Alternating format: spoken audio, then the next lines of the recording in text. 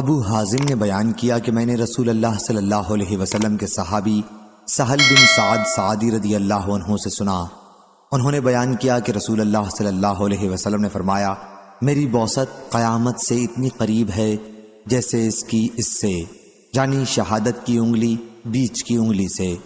یا حضرت صلی اللہ علیہ وسلم نے فرمایا، راوی کو شک تھا کہ جیسے یہ دونوں انگلیاں ہیں، اور آپ نے شہادت کی اور بیچ کی انگلیوں کو ملا کر بتایا۔ صحیح بخاری حدیث نمبر 5301۔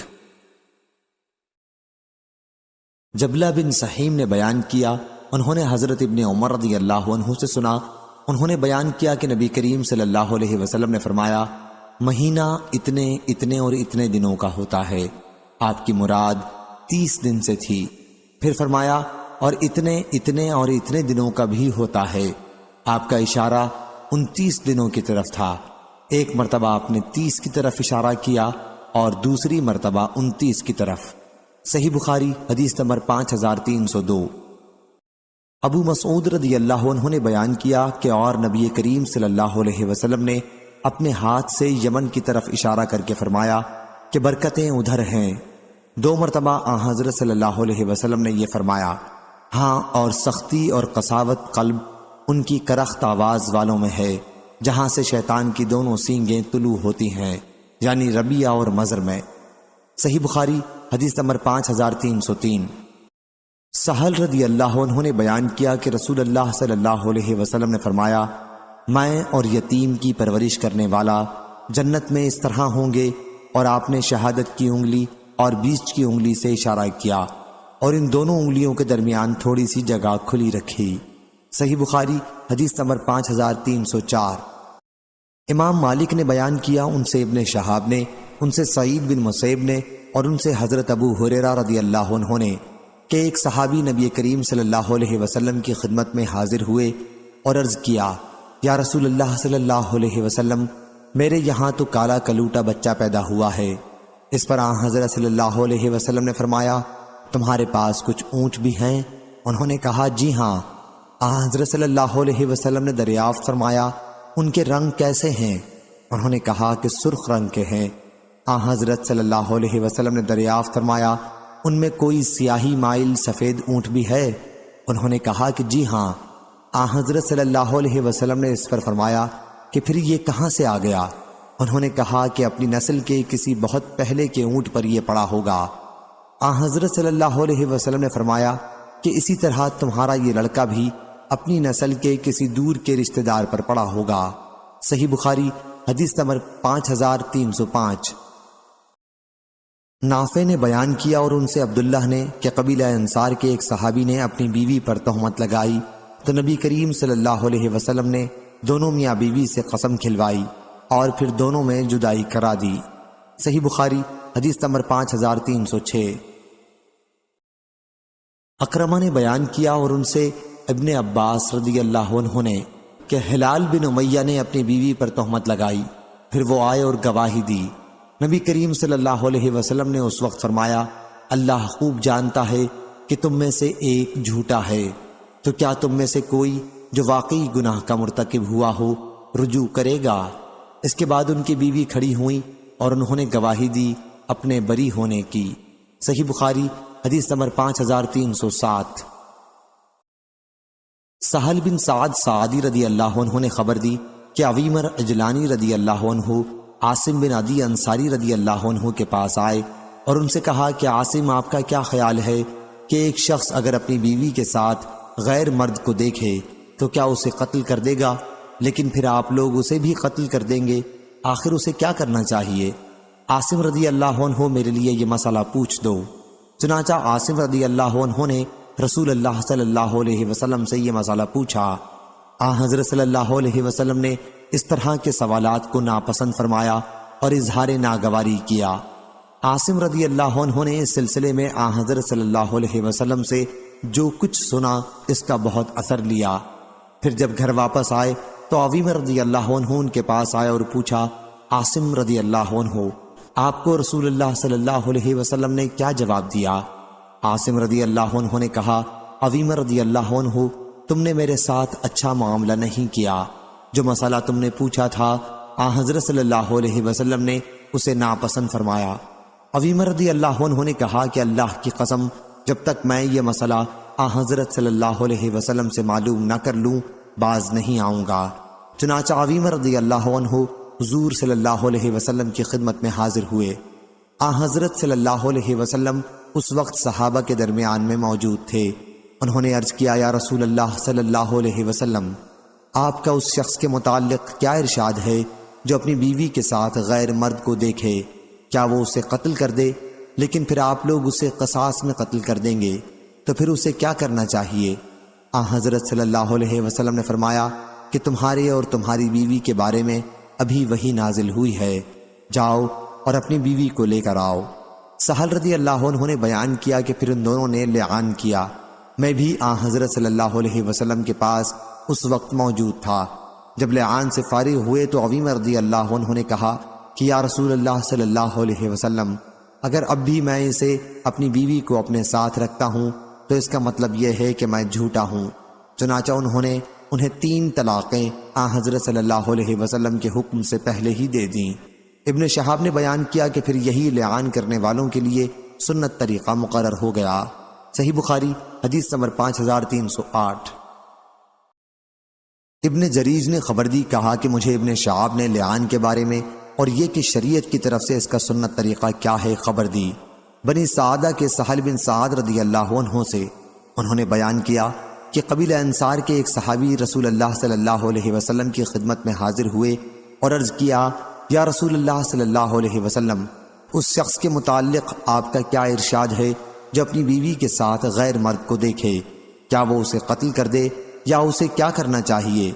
انہی کے بارے میں اللہ تعالیٰ نے قرآن مجید کی وہ آیت نازل کی جس میں لعان کرنے والوں کے لیے تفصیلات بیان ہوئی ہیں۔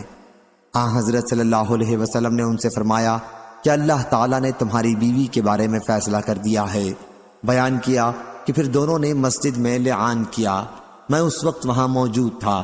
جب دونوں لعان سے فارغ ہوئے تو انصاری صحابی نے عرض کیا، یا رسول اللہ صلی اللہ علیہ وسلم، اگر اب بھی میں اسے اپنے نکاح میں رکھوں گا تو اس کا مطلب یہ ہوگا کہ میں نے اس پر جھوٹی تہمت لگائی تھی۔ چنانچہ لعان سے فارغ ہونے کے بعد انہوں نے آن حضرت صلی اللہ علیہ وسلم کے حکم سے پہلے ہی انہیں 3 طلاقیں دے دیں۔ حضور اکرم صلی اللہ علیہ وسلم کی موجودگی میں ہی انہیں جدا کر دیا۔ سہل رضی اللہ عنہ نے یا ابن شہاب نے کہا کہ ہر لعان کرنے والے میاں بیوی کے درمیان یہی جدائی کا سنت طریقہ مقرر ہوا۔ ابن جریج نے بیان کیا، ان سے ابن شہاب نے بیان کیا کہ ان کے بعد شریعت کی طرف سے طریقہ یہ متعین ہوا کہ 2 لعان کرنے والوں کے درمیان تفریق کرا دی جایا کرے، اور وہ عورت حاملہ تھی اور ان کا بیٹا اپنی ماں کی طرف منسوب کیا جاتا تھا۔ بیان کیا کہ پھر ایسی عورت کے میراث کے بارے میں بھی یہ طریقہ شریعت کی طرف سے مقرر ہو گیا کہ بچہ اس کا وارث ہوگا اور وہ بچے کی وارث ہوگی۔ اس کے مطابق جو اللہ تعالیٰ نے وراثت کے سلسلے میں فرض کیا ہے، ابن جریج نے بیان کیا، ان سے ابن شہاب نے اور ان سے سہل بن سعد سعدی رضی اللہ عنہ نے اسی حدیث میں کہ نبی کریم صلی اللہ علیہ وسلم نے فرمایا تھا کہ اگر لعان کرنے والی خاتون اس نے سرخ اور پستہ قد بچہ جنا جیسے وحرہ، تو میں سمجھوں گا کہ عورت ہی سچی ہے اور اس کے شوہر نے اس پر جھوٹی تہمت لگائی ہے، لیکن اگر کالا بڑی آنکھوں والا اور بڑے سرینے والا بچہ جنا تو میں سمجھوں گا کہ شوہر نے اس کے متعلق سچ کہا تھا، عورت جھوٹی ہے۔ جب بچہ پیدا ہوا تو وہ بری شکل کا تھا، یعنی اس مرد کی صورت پر جس سے وہ بدنام ہوئی تھی۔ صحیح بخاری حدیث نمبر 5309۔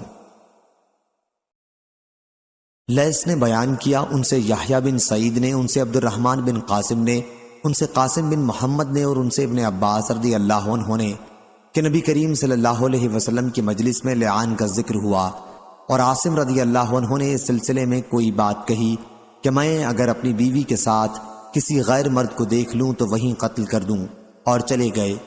پھر ان کی قوم کے ایک صحابی عویمر رضی اللہ عنہ ان کے پاس آئے یہ شکایت لے کر کہ انہوں نے اپنی بیوی کے ساتھ ایک غیر مرد کو پایا ہے۔ عاصم رضی اللہ عنہ نے کہا کہ مجھے آج یہ ابتلا میری اسی بات کی وجہ سے ہوا ہے جو آپ نے آن حضرت صلی اللہ علیہ وسلم کے سامنے کہی تھی۔ پھر وہ انہیں لے کر حضور اکرم صلی اللہ علیہ وسلم کی خدمت میں حاضر ہوئے اور آن حضرت صلی اللہ علیہ وسلم کو وہ واقعہ بتایا جس میں ملوث اس صحابی نے اپنی بیوی کو پایا تھا۔ یہ صاحب زرد رنگ کم گوشت والے، دبلے پتلے اور سیدھے بال والے تھے، اور جس کے متعلق انہوں نے دعویٰ کیا تھا اسے انہوں نے اپنی بیوی کے ساتھ تنہائی میں پایا، وہ گٹھے ہوئے جسم کا، گندمی اور بھرے گوشت والا تھا۔ پھر حضور اکرم صلی اللہ علیہ وسلم نے دعا فرمائی کہ اے اللہ اس معاملے کو صاف کر دے۔ چنانچہ اس عورت نے بچہ اسی مرد کی شکل کا جنا جس کے متعلق شوہر نے دعویٰ کیا تھا کہ اسے انہوں نے اپنی بیوی کے ساتھ پایا تھا۔ حضرت صلی اللہ علیہ وسلم نے میاں بیوی کے درمیان لعان کرایا۔ ایک شاگرد نے مجلس میں ابن عباس رضی اللہ عنہ سے پوچھا، کیا یہی وہ عورت ہے جس کے متعلق حضور اکرم صلی اللہ علیہ وسلم نے فرمایا تھا کہ اگر میں کسی کو بلا شہادت کے سنگسار کر سکتا تو اس عورت کو سنگسار کرتا؟ ابن عباس رضی اللہ عنہ نے کہا کہ نہیں، یہ جملہ حضرت صلی اللہ علیہ وسلم نے اس عورت کے متعلق فرمایا تھا جس کی بدکاری اسلام کے زمانے میں کھل گئی تھی۔ ابو صالح اور عبداللہ بن یوسف نے اس حدیث میں بجائے خدلا کے کسرہ کے ساتھ دال خدلا روایت کیا ہے، لیکن معنی وہی ہے۔ صحیح بخاری حدیث نمبر 5310۔ سعید بن جبیر نے بیان کیا کہ میں نے حضرت ابن عمر رضی اللہ عنہ سے ایسے شخص کا حکم پوچھا جس نے اپنی بیوی پر تہمت لگائی ہو، تو انہوں نے کہا کہ نبی کریم صلی اللہ علیہ وسلم نے بنی اجلان کے میاں بیوی کے درمیان ایسی صورت میں جدائی کرا دی تھی، اور فرمایا تھا کہ اللہ خوب جانتا ہے کہ تم میں سے ایک جھوٹا ہے، تو کیا تم میں سے ایک جو واقعی گناہ میں مبتلا ہے رجوع کرے گا؟ لیکن ان دونوں نے انکار کیا تو حضور اکرم صلی اللہ علیہ وسلم نے ان میں جدائی کرا دی۔ ایوب نے کہا کہ مجھ سے عمرو بن دینار نے فرمایا کہ حدیث کے بعض اجزاء میرے خیال ہے کہ میں نے ابھی تم سے بیان نہیں کیے ہیں۔ فرمایا کہ ان صاحب نے جنہوں نے لعان کیا تھا کہا کہ میرے مال کا کیا ہوگا جو میں نے مہر میں دیا تھا؟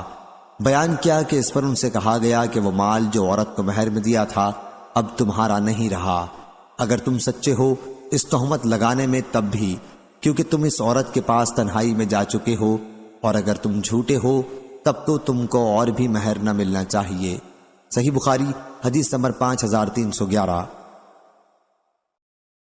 سفیان بن عینہ نے بیان کیا کہ عمروں نے کہا کہ میں نے سعید بن جبیر سے سنا، انہوں نے بیان کیا کہ میں نے حضرت ابن عمر رضی اللہ عنہ سے لعان کرنے والوں کا حکم پوچھا تو انہوں نے بیان کیا کہ ان کے متعلق رسول اللہ صلی اللہ علیہ وسلم نے فرمایا تھا کہ تمہارا حساب تو اللہ تعالیٰ کے ذمہ ہے، تم میں سے ایک جھوٹا ہے، اب تمہیں تمہاری بیوی پر کوئی اختیار نہیں۔ ان صحابی نے عرض کیا کہ میرا مال واپس کرا دیجئے جو مہر میں دیا گیا تھا۔ حضرت صلی اللہ علیہ وسلم نے فرمایا کہ اب وہ تمہارا مال نہیں ہے، اگر تم اس کے معاملے میں سچے ہو تو تمہارا یہ مال اس کے بدلے میں ختم ہو چکا کہ تم نے اس کی شرمگاہ کو حلال کیا تھا، اور اگر تم نے اس پر جھوٹی تہمت لگائی تھی پھر تو وہ تم سے بعید تر ہے۔ سفیان نے بیان کیا کہ یہ حدیث میں نے عمروں سے یاد کی، اور ایوب نے بیان کیا کہ میں نے سعید بن جبیر سے سنا، کہا کہ میں نے ابن عمر رضی اللہ عنہ سے ایسے شخص کے متعلق پوچھا جس نے اپنی بیوی سے لعان کیا ہو، تو آپ نے اپنی 2 انگلیوں سے اشارہ کیا۔ سفیان نے اس اشارے کو اپنی 2 شہادت اور بیچ کی انگلیوں کو جدا کر کے بتایا کہ نبی کریم صلی اللہ علیہ وسلم نے قبیلہ بنی اجلان کے میاں بیوی کے درمیان جدائی کرائی تھی، اور فرمایا تھا کہ اللہ جانتا ہے کہ تم میں سے ایک جھوٹا ہے، تو کیا وہ رجوع کر لے گا؟ آپ نے 3 مرتبہ یہ فرمایا۔ علی بن عبداللہ مدینی نے کہا کہ سفیان بن عینہ نے مجھ سے کہا، میں نے یہ حدیث جیسے عمرو بن دینار اور ایوب سے سن کر یاد رکھی تھی ویسی ہی تجھ سے بیان کر دی۔ صحیح بخاری حدیث نمبر 5312۔ انس بن عیاض نے بیان کیا ان سے عبید اللہ نے اور ان سے نافع نے کہ حضرت ابن عمر رضی اللہ عنہ نے انہیں خبر دی کہ نبی کریم صلی اللہ علیہ وسلم نے اس مرد اور اس کی بیوی کے درمیان جدائی کرا دی تھی جنہوں نے اپنی بیوی پر تہمت لگائی تھی اور دونوں سے قسم لی تھی۔ صحیح بخاری حدیث نمبر 5313۔ ابن عمر رضی اللہ عنہ نے بیان کیا کہ قبیلہ انصار کے ایک صاحب اور ان کی بیوی کے درمیان رسول اللہ صلی اللہ علیہ وسلم نے لعان کرایا تھا اور دونوں کے درمیان جدائی کرا دی تھی۔ صحیح بخاری حدیث نمبر 5314۔ نافع نے بیان کیا اور ان سے ابن عمر رضی اللہ عنہ نے کہ نبی کریم صلی اللہ علیہ وسلم نے ایک صاحب اور ان کی بیوی کے درمیان لعان کرایا تھا، پھر ان صاحب نے اپنی بیوی کے لڑکے کا انکار کیا تو آن حضرت صلی اللہ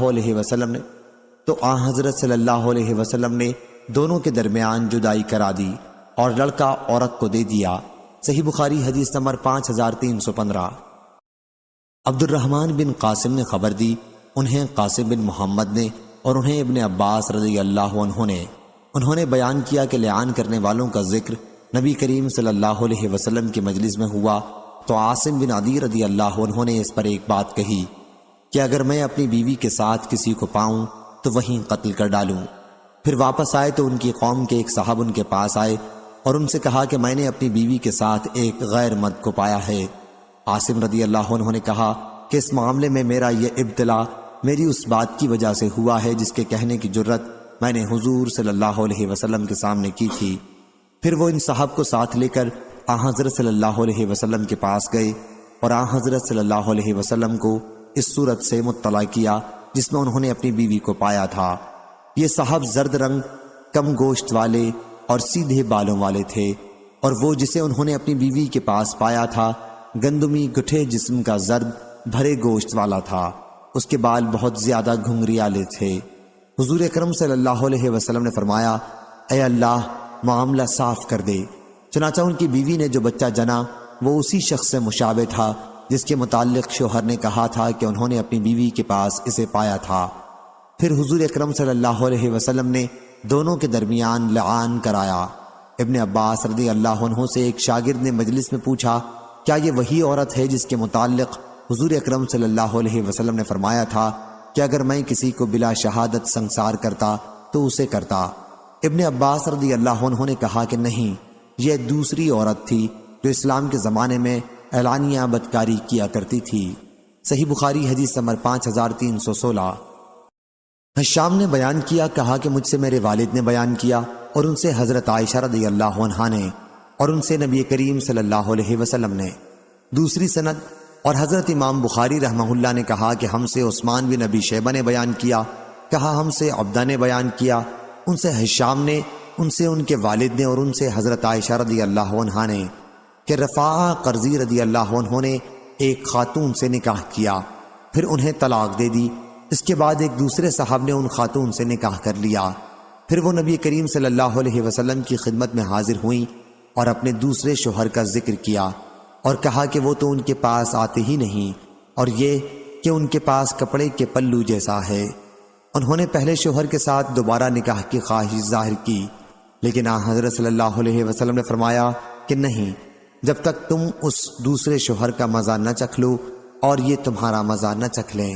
صحیح بخاری حدیث نمبر 5317۔ لیث بن سعد نے بیان کیا، ان سے جعفر بن ربیعہ نے، ان سے عبد الرحمن بن ہرمز نے کہا کہ مجھے خبر دی ابو سلمہ بن عبد الرحمن نے کہ زینب بنت ابو سلمہ رضی اللہ عنہا نے اپنی والدہ نبی کریم صلی اللہ علیہ وسلم کی زوجہ مطہرہ ام سلمہ رضی اللہ عنہا سے خبر دی کہ ایک خاتون جو اسلام لائی تھی اور جن کا نام سمیہ تھا اپنے شوہر کے ساتھ رہتی تھیں۔ شوہر کا جب انتقال ہوا تو وہ حاملہ تھیں، اور ابو سنابل بن بعلق رضی اللہ عنہ نے ان کے پاس نکاح کا پیغام بھیجا، لیکن انہوں نے نکاح کرنے سے انکار کیا۔ ابو سنابل نے کہا کہ اللہ کی قسم، جب تک عدت کی 2 مدتوں میں سے لمبی مدت نہ گزار لوں گی تمہارے لیے اس سے جس سے نکاح وہ کرنا چاہتی تھی نکاح کرنا صحیح نہیں ہوگا۔ پھر وہ وضع حمل کے بعد تقریباً 10 دن تک رکی رہیں۔ اس کے بعد حضور اکرم صلی اللہ علیہ وسلم کی خدمت میں حاضر ہوئیں تو حضور صلی اللہ علیہ وسلم نے فرمایا کہ اب نکاح کر لو۔ صحیح بخاری حدیث نمبر 5318۔ یحییٰ بن بکیر نے بیان کیا، ان سے لیث نے، ان سے یزید نے کہ ابن شہاب نے انہیں لکھا کہ عبید اللہ بن عبداللہ نے اپنے والد عبداللہ بن عتبہ بن مسعود سے انہیں خبر دی کہ انہوں نے ابن ارقم کو لکھا کہ سبیہ اسلمیہ سے پوچھیں کہ نبی کریم صلی اللہ علیہ وسلم نے ان کے متعلق کیا فتویٰ دیا تھا، تو انہوں نے فرمایا کہ جب میرے یہاں بچہ پیدا ہو گیا تو حضرت صلی اللہ علیہ وسلم نے مجھے فتویٰ دیا کہ اب میں نکاح کر لوں۔ صحیح بخاری حدیث نمبر 5319۔ امام مالک نے بیان کیا، ان سے حشام بن عروہ نے، ان سے ان کے والد نے، ان سے مسعور بن مخرمہ نے کہ سبیہ اسلمیہ اپنے شوہر کی وفات کے بعد چند دنوں تک حالت نفاس میں رہیں، پھر نبی کریم صلی اللہ علیہ وسلم کے پاس آ کر انہوں نے نکاح کی اجازت مانگی تو آن حضرت صلی اللہ علیہ وسلم نے انہیں اجازت دی اور انہوں نے نکاح کیا۔ صحیح بخاری حدیث نمبر 5320۔ امام مالک نے بیان کیا، کہا ہم سے یحییٰ بن سعید انصاری نے، ان سے قاسم بن محمد اور سلیمان بن یسار نے، وہ دونوں بیان کرتے تھے کہ یحییٰ بن سعید بن العاص نے عبد الرحمن بن حکم کی صاحبزادی عمرہ کو طلاق دے دی تھی، اور ان کے باپ عبد الرحمن انہیں ان کے شوہر کے گھر سے لے آئے۔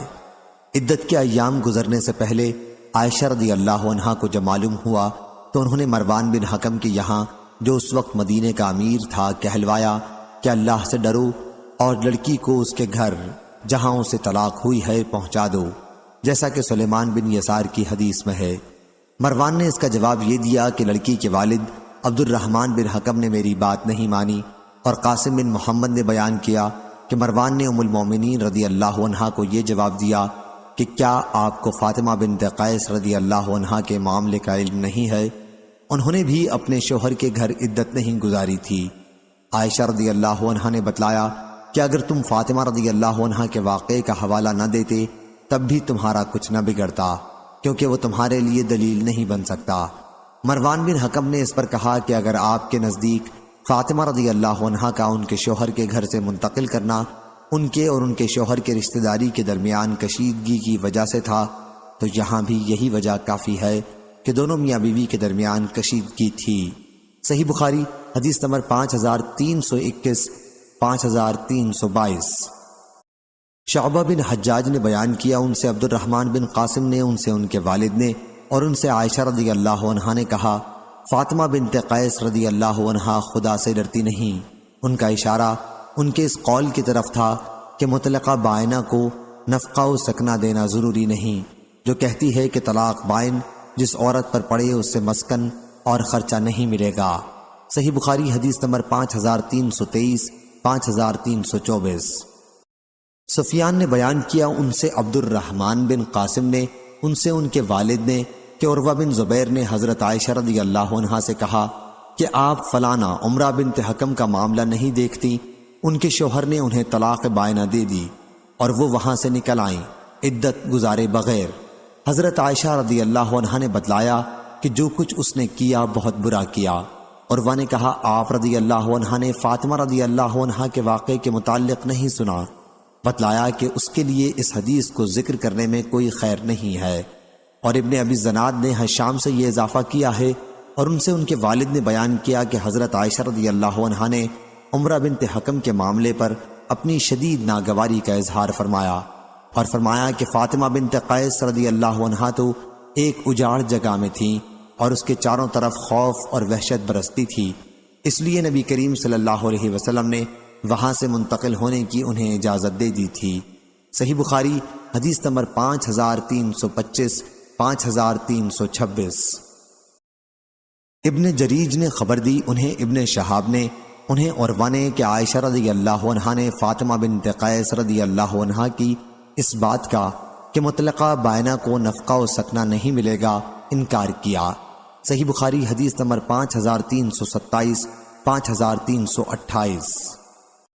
سلیمان بن حرب نے بیان کیا، کہا ہم سے شعبہ بن حجاج نے، ان سے حکم بن عتبہ نے، ان سے ابراہیم نخعی نے، ان سے اسود بن یزید نے، اور ان سے عائشہ رضی اللہ عنہا نے بیان کیا کہ جب نبی کریم صلی اللہ علیہ وسلم نے حجۃ الوداع میں کوچ کا ارادہ کیا تو دیکھا کہ صفیہ رضی اللہ عنہا اپنے خیمے کے دروازے پر غمگین کھڑی ہیں۔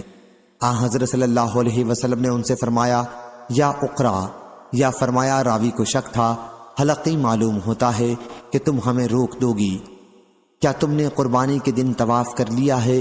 انہوں نے عرض کی کہ جی ہاں۔ حضرت صلی اللہ علیہ وسلم نے فرمایا کہ پھر چلو۔ صحیح بخاری حدیث نمبر 5329۔ امام حسن بصری نے بیان کیا کہ معقل بن یسار رضی اللہ عنہ نے اپنی بہن جمیلہ کا نکاح کیا، پھر ان کے شوہر نے انہیں ایک طلاق دی۔ صحیح بخاری حدیث نمبر 5330۔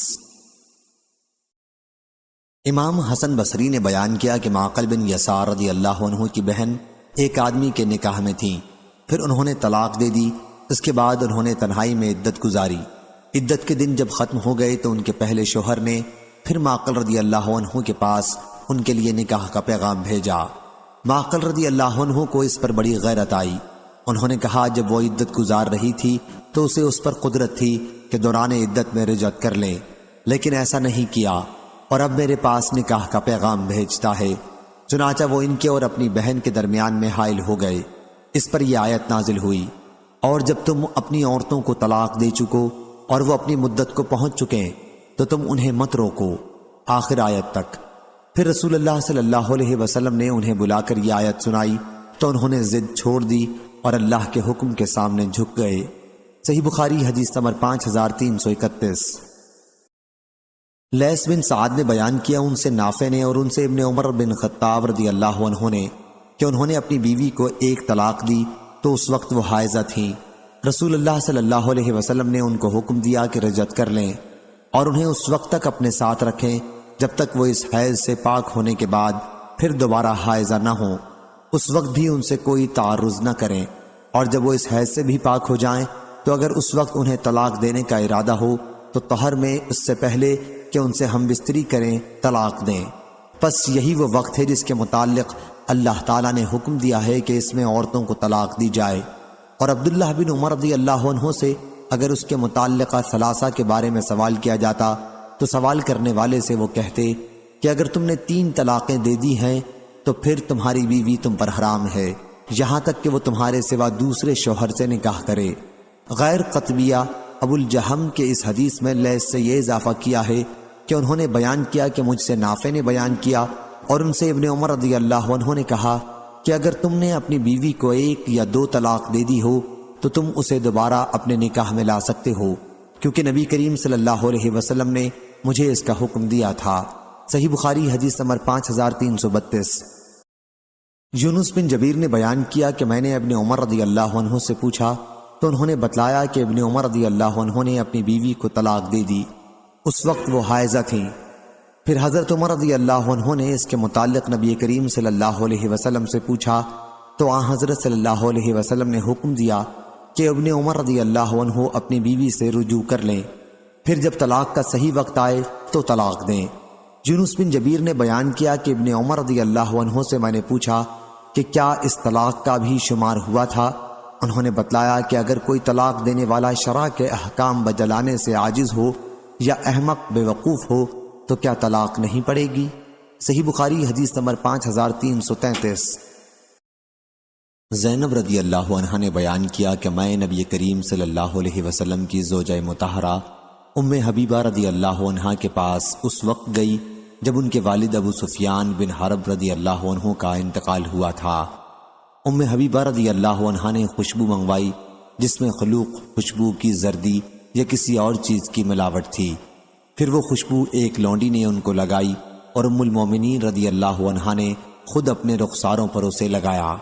اس کے بعد کہا کہ واللہ مجھے خوشبو کے استعمال کی کوئی خواہش نہیں تھی، لیکن میں نے رسول اللہ صلی اللہ علیہ وسلم سے سنا ہے، حضرت صلی اللہ علیہ وسلم نے فرمایا کہ کسی عورت کے لیے جو اللہ اور آخرت کے دن پر ایمان رکھتی ہو جائز نہیں کہ 2-3 دن سے زیادہ کسی کا سوگ منائے سوائے شوہر کے کہ اس کا سوگ 4 مہینے 10 دن کا ہے۔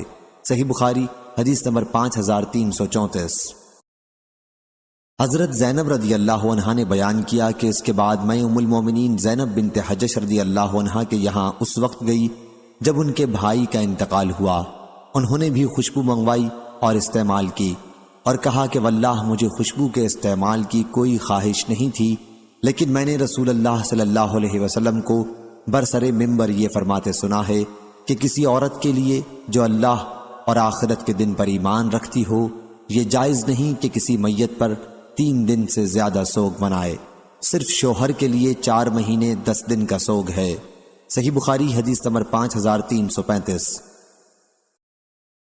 زینب بنت ام سلمہ رضی اللہ عنہا نے کہا کہ میں نے ام سلمہ رضی اللہ عنہا کو بھی یہ کہتے سنا کہ ایک خاتون رسول اللہ صلی اللہ علیہ وسلم کے پاس آئیں اور عرض کیا، یا رسول اللہ صلی اللہ علیہ وسلم، میری لڑکی کے شوہر کا انتقال ہو گیا ہے اور اس کی آنکھوں میں تکلیف ہے، تو کیا وہ سرما لگا سکتی ہے؟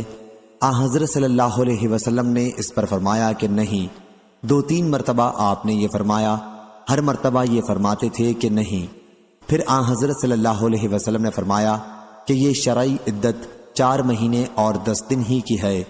جاہلیت میں تو تمہیں سال بھر تک مینگنی پھینکنی پڑتی تھی جب کہیں عدت سے باہر ہوتی تھی۔ صحیح بخاری حدیث نمبر 5336۔ حمید نے بیان کیا کہ میں نے زینب بنت ام سلمہ رضی اللہ عنہا سے پوچھا کہ اس کا کیا مطلب ہے کہ سال بھر تک مینگنی پھینکنی پڑتی تھی۔ انہوں نے فرمایا کہ زمانہ جاہلیت میں جب کسی عورت کا شوہر مر جاتا تو وہ ایک نہایت تنگ و تاریک کوٹھری میں داخل ہو جاتی، سب سے برے کپڑے پہنتی اور خوشبو کا استعمال ترک کر دیتی، یہاں تک کہ اسی حالت میں 1 سال گزر جاتا۔ پھر کسی چوپائے، گدھے یا بکری یا پرندے کو اس کے پاس لایا جاتا اور وہ عدت سے باہر آنے کے لیے اس پر ہاتھ پھیرتی۔ ایسا کم ہوتا تھا کہ وہ کسی جانور پر ہاتھ پھیر دے اور وہ مر نہ جائے۔ اس کے بعد وہ نکالی جاتی اور اسے مینگنی دی جاتی جسے وہ پھینکتی۔ اب وہ خوشبو وغیرہ کوئی بھی چیز استعمال کر سکتی تھی۔ امام مالک سے پوچھا گیا کہ تفقدوا بہ کا کیا مطلب ہے، تو آپ نے فرمایا وہ اس کا جسم چھوتی تھی۔ صحیح بخاری حدیث نمبر 5337۔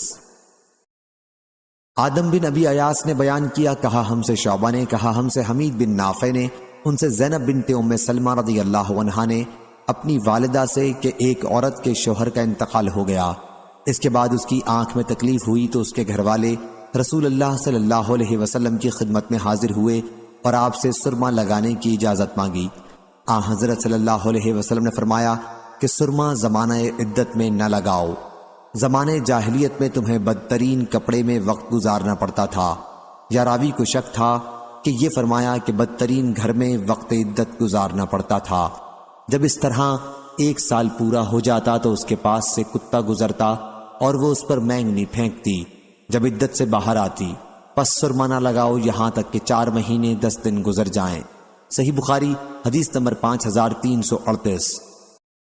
اور میں نے زینب بنت ام سلمہ رضی اللہ عنہا سے سنا، وہ ام حبیبہ سے بیان کرتی تھی کہ نبی کریم صلی اللہ علیہ وسلم نے فرمایا، ایک مسلمان عورت جو اللہ اور آخرت کے دن پر ایمان رکھتی ہو، اس کے لیے جائز نہیں کہ وہ کسی کی وفات کا سوگ 3 دن سے زیادہ منائے، سوائے شوہر کے کہ اس کے لیے 4 مہینے 10 دن ہیں۔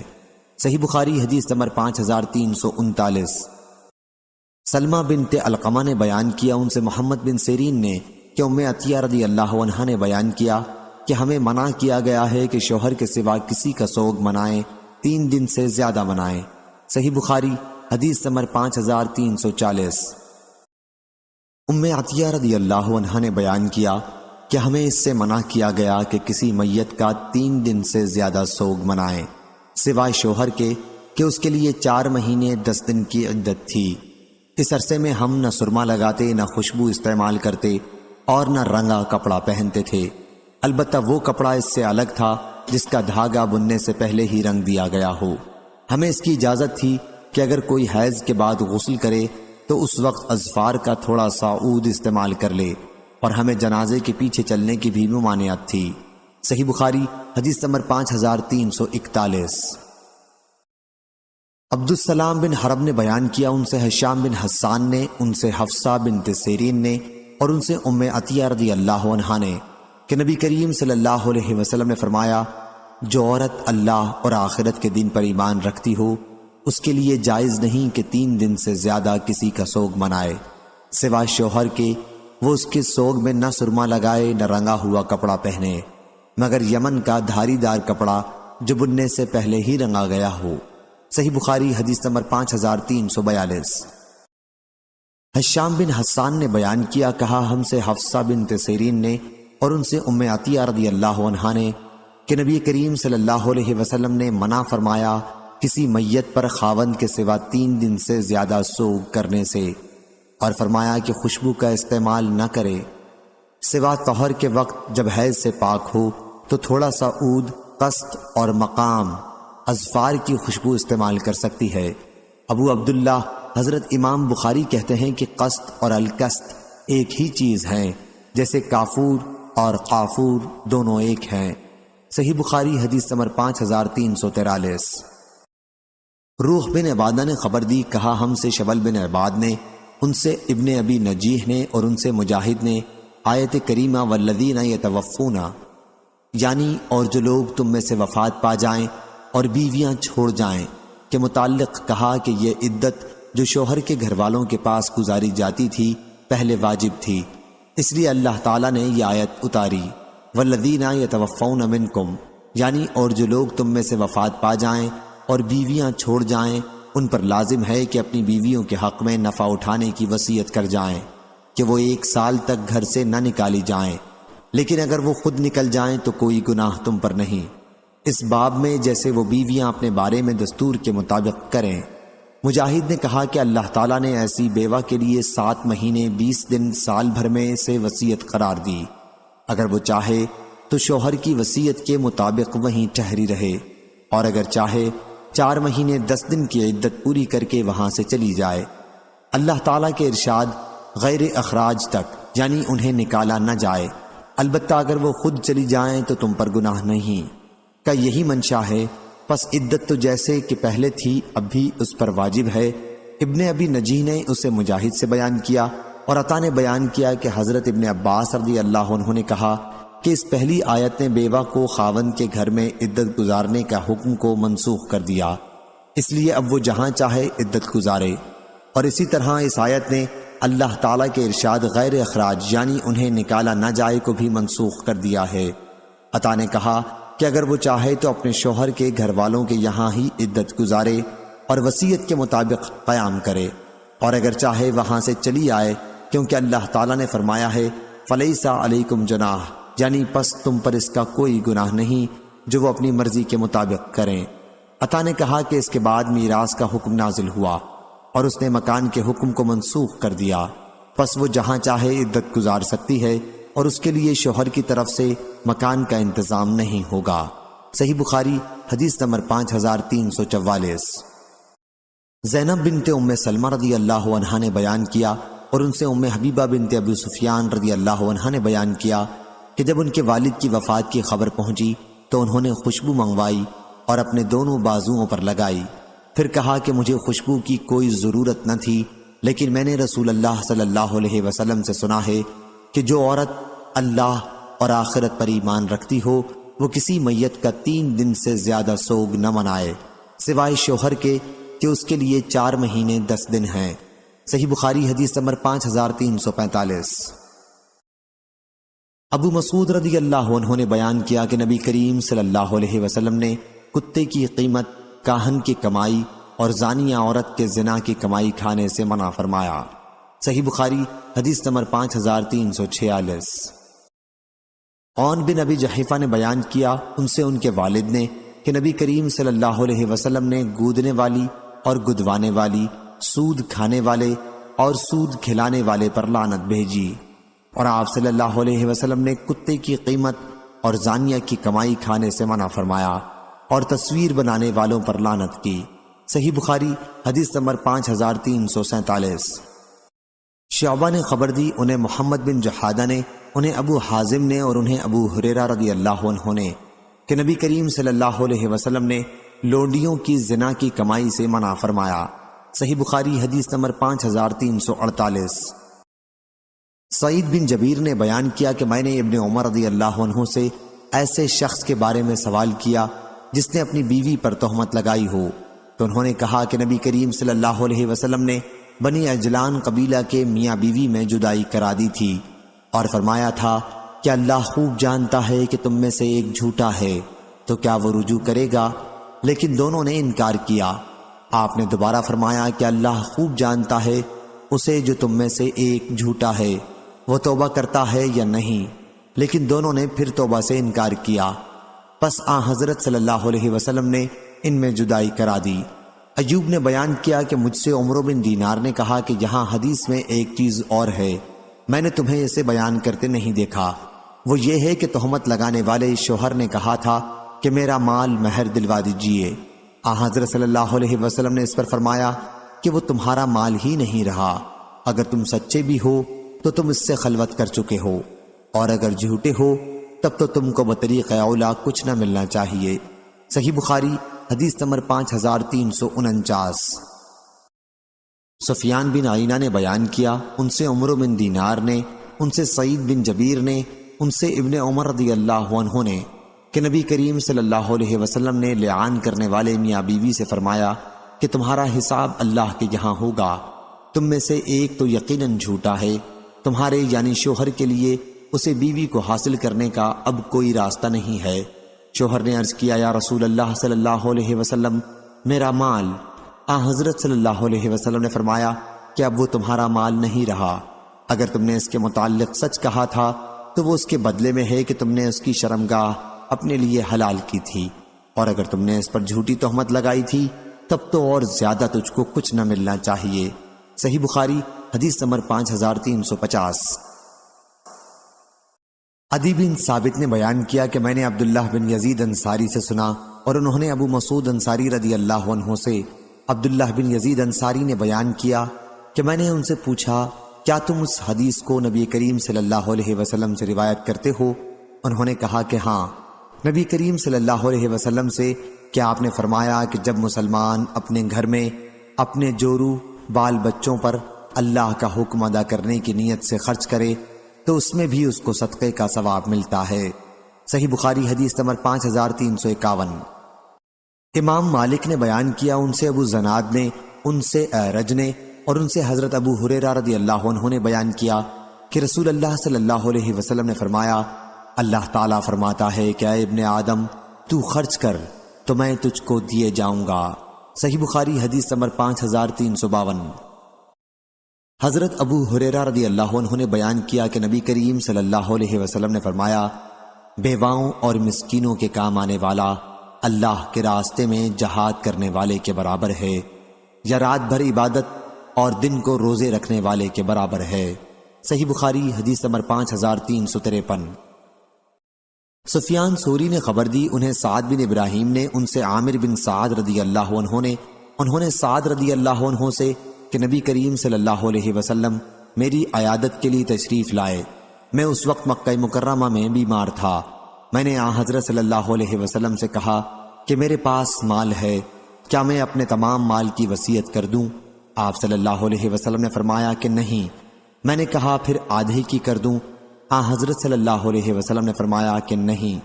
میں نے کہا پھر تہائی کی کر دوں؟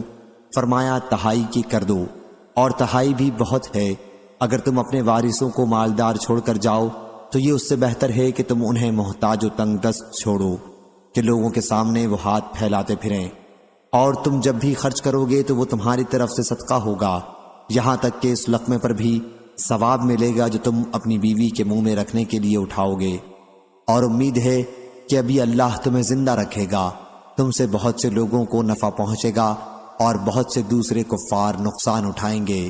صحیح بخاری حدیث نمبر 5354۔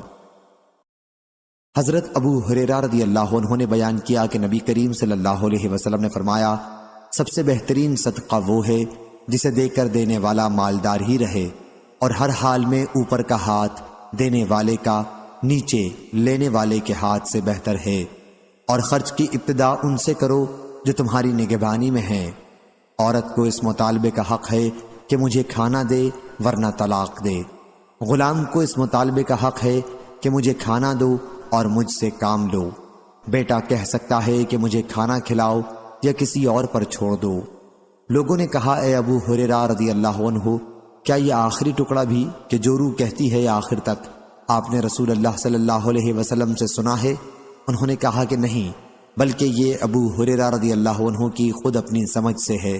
صحیح بخاری حدیث نمبر 5355۔ عبد الرحمن بن خالد بن مسافر نے بیان کیا، ان سے ابن شہاب نے، ان سے سعید بن مسیب نے، اور ان سے حضرت ابو ہریرہ رضی اللہ عنہ نے کہ رسول اللہ صلی اللہ علیہ وسلم نے فرمایا، بہترین خیرات وہ ہے جسے دینے پر آدمی مالدار ہی رہے، اور ابتدا ان سے کرو جو تمہاری نگرانی میں ہیں، جن کے کھلانے پہنانے کے تم ذمہ دار ہو۔ صحیح بخاری حدیث نمبر 5356۔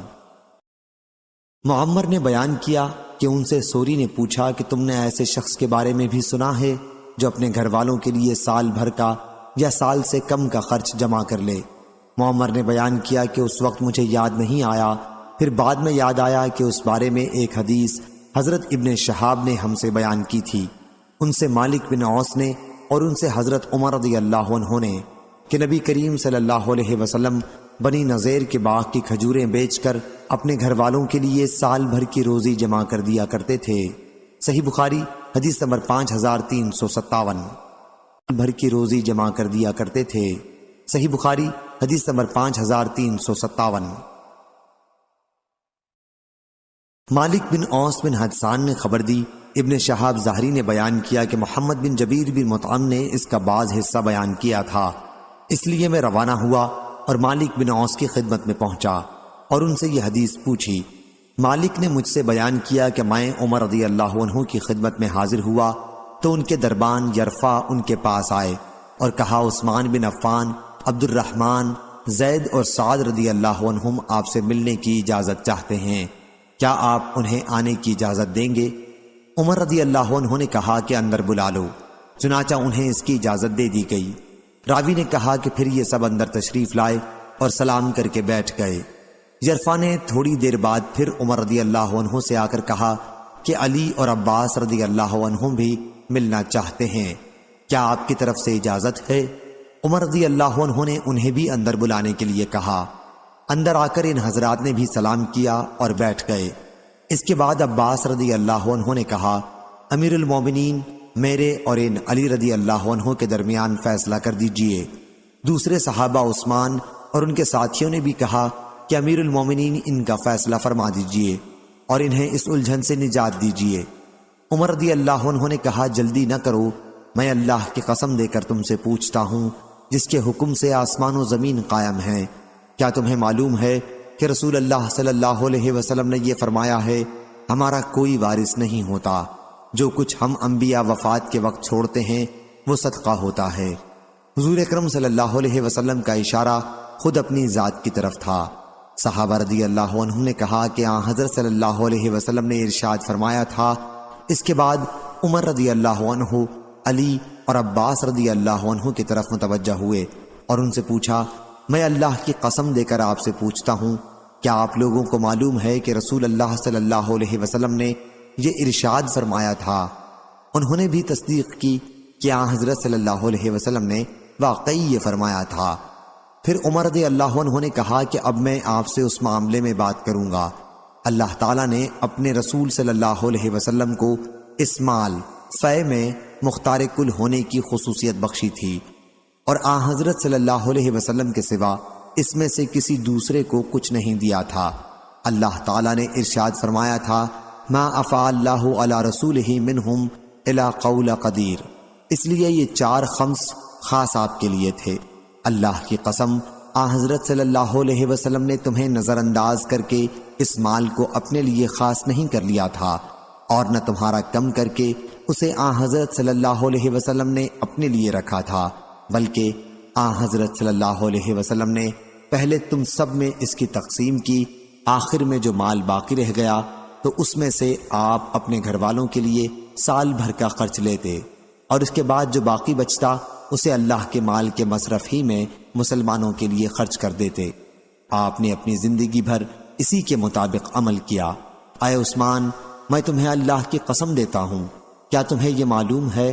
سب نے کہا کہ جی ہاں۔ پھر آپ نے علی اور عباس رضی اللہ عنہم سے پوچھا، میں تمہیں اللہ کی قسم دیتا ہوں، کیا تمہیں یہ بھی معلوم ہے؟ انہوں نے بھی کہا کہ جی ہاں معلوم ہے۔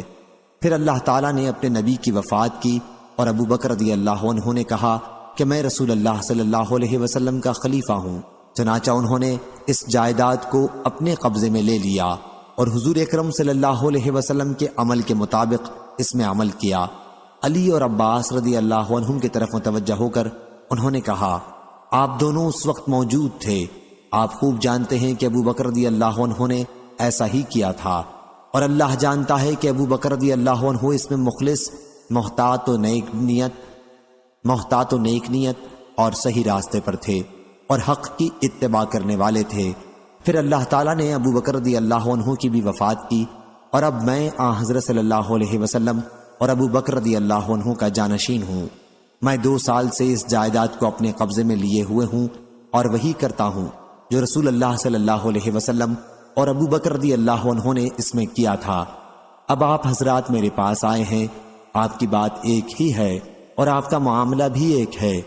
آپ عباس رضی اللہ عنہ آئے اور مجھ سے اپنے بھتیجے حضور صلی اللہ علیہ وسلم کی وراثت کا مطالبہ کیا اور آپ علی رضی اللہ عنہ آئے اور انہوں نے اپنی بیوی کی طرف سے ان کے والد کے ترکے کا مطالبہ کیا۔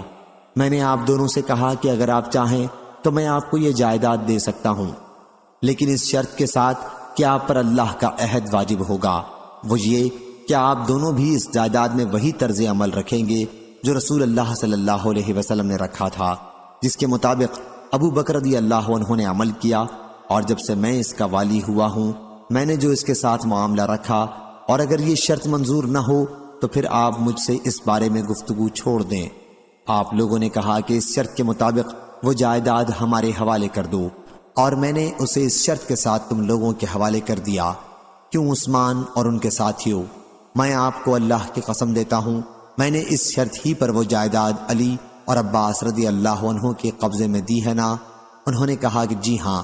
راوی نے بیان کیا کہ پھر آپ علی اور عباس رضی اللہ عنہ کی طرف متوجہ ہوئے اور کہا میں آپ حضرات کو اللہ کی قسم دیتا ہوں، کیا میں نے آپ دونوں کے حوالے وہ اس شرط کے ساتھ کی تھی؟ دونوں حضرات نے فرمایا کہ جی ہاں۔ پھر عمر رضی اللہ عنہ نے فرمایا کیا آپ حضرات اب اس کے سوا مجھ سے کوئی اور فیصلہ چاہتے ہیں؟ اس ذات کی قسم ہے جس کے حکم سے آسمان و زمین قائم ہیں، اس کے سوا میں کوئی اور فیصلہ قیامت تک نہیں کر سکتا۔ اب آپ لوگ اس کی ذمہ داری پوری کرنے سے عاجز ہیں تو مجھے واپس کر دیں، میں اس کا بھی بندوبست آپ ہی کر لوں گا۔ صحیح بخاری حدیث نمبر 5358۔ عبداللہ بن مبارک نے خبر دی، انہیں یونس بن یزید نے، انہیں ابن شہاب نے، انہیں عروہ نے خبر دی، اور ان سے عائشہ رضی اللہ عنہا نے بیان کیا کہ ہند بنت عتبہ رضی اللہ عنہا حاضر ہوئیں اور عرض کیا یا رسول اللہ صلی اللہ علیہ وسلم، ابو سفیان ان کے شوہر بہت بخیل ہیں، تو کیا میرے لیے اس میں کوئی گناہ ہے اگر میں ان کے مال میں سے اس کی پیٹھ پیچھے اپنے بچوں کو کھلاؤں؟ حضرت صلی اللہ علیہ وسلم نے فرمایا کہ نہیں، لیکن دستور کے مطابق ہونا چاہیے۔ صحیح بخاری حدیث نمبر 5359۔ عبد الرزاق نے بیان کیا، ان سے معمر بن راشد نے، ان سے حمام بن عینہ نے کہا کہ میں نے ابو ہریرہ رضی اللہ عنہ سے سنا کہ نبی کریم صلی اللہ علیہ وسلم نے فرمایا اگر عورت اپنے شوہر کی کمائی میں سے اس کے حکم کے بغیر دستور کے مطابق اللہ کے راستے میں خرچ کر دے تو اسے بھی آدھا ثواب ملتا ہے۔ صحیح بخاری حدیث نمبر 5360۔ علی رضی اللہ عنہ نے بیان کیا کہ فاطمہ رضی اللہ عنہا نبی کریم صلی اللہ علیہ وسلم کی خدمت میں یہ شکایت کرنے کے لیے حاضر ہوئیں کہ چکی پیسنے کی وجہ سے ان کے ہاتھوں میں کتنی تکلیف ہے۔ انہیں معلوم ہوا تھا کہ حضرت صلی اللہ علیہ وسلم کے پاس کچھ غلام آئے ہیں، لیکن حضرت صلی اللہ علیہ وسلم سے ان کی ملاقات نہ ہو سکی، اس لیے عائشہ رضی اللہ عنہا سے اس کا ذکر کیا۔ جب آپ صلی اللہ علیہ وسلم تشریف لائے تو عائشہ رضی اللہ عنہا نے آپ سے اس کا تذکرہ کیا۔ علی رضی اللہ عنہ نے بیان کیا کہ پھر حضور صلی اللہ علیہ وسلم ہمارے یہاں تشریف لائے رات کے وقت، ہم اس وقت اپنے بستروں پر لیٹ چکے تھے، ہم نے اٹھنا چاہا تو آپ نے فرمایا کہ تم دونوں جس طرح تھے اسی طرح رہو۔ پھر حضور صلی اللہ علیہ وسلم میرے اور فاطمہ رضی اللہ عنہا کے درمیان بیٹھ گئے، میں نے آپ کے قدموں کی ٹھنڈک اپنے پیٹ پر محسوس کی۔ پھر آپ نے فرمایا تم دونوں نے جو چیز مجھ سے مانگی ہے کیا میں تمہیں اس سے بہتر ایک بات نہ بتا دوں؟ جب تم رات کے وقت اپنے بستر پر لیٹ جاؤ تو 33 مرتبہ سبحان اللہ، 33 مرتبہ الحمدللہ اور 34 مرتبہ اللہ اکبر پڑھ لیا کرو، یہ تمہارے لیے لونڈی غلام سے بہتر ہے۔ صحیح بخاری حدیث نمبر 5361۔ عبید اللہ بن ابی یزید نے بیان کیا، انہوں نے مجاہد سے سنا، انہوں نے عبد الرحمن بن ابی لیلہ سے سنا، ان سے حضرت علی بن ابی طالب رضی اللہ عنہ بیان کرتے تھے کہ فاطمہ رضی اللہ عنہا رسول اللہ صلی اللہ علیہ وسلم کی خدمت میں حاضر ہوئی تھیں اور آپ صلی اللہ علیہ وسلم سے ایک خادم مانگا تھا۔ پھر آپ صلی اللہ علیہ وسلم نے فرمایا کہ کیا میں تمہیں ایک ایسی چیز نہ بتا دوں جو تمہارے لیے اس سے بہتر ہو؟ سوتے وقت 33 مرتبہ سبحان اللہ، 33 مرتبہ الحمدللہ اور 34 مرتبہ اللہ اکبر پڑھ لیا کرو۔ سفیان بن عینہ نے کہا کہ ان میں سے ایک کلمہ 34 بار کہہ لے۔ حضرت علی رضی اللہ عنہ نے کہا کہ پھر میں نے ان کلموں کو کبھی نہیں چھوڑا۔ ان سے پوچھا گیا جنگ صفین کی راتوں میں بھی نہیں؟ کہا کہ صفین کی راتوں میں بھی نہیں۔ صحیح بخاری حدیث نمبر 5362۔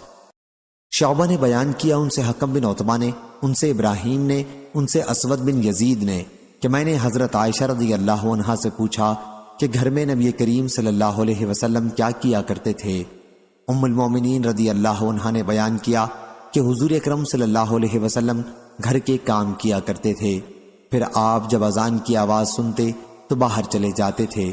صحیح بخاری حدیث نمبر 5363۔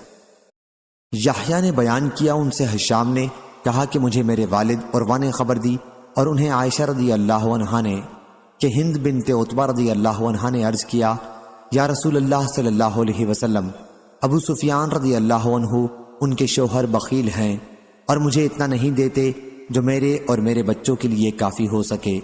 ہاں اگر میں ان کی لا علمی میں ان کے مال میں سے لے لوں تو کام چلتا ہے۔ حضرت صلی اللہ علیہ وسلم نے فرمایا کہ تم دستور کے موافق اتنا لے سکتی ہو جو تمہارے اور تمہارے بچوں کے لیے کافی ہو سکے۔ صحیح بخاری حدیث نمبر 5364۔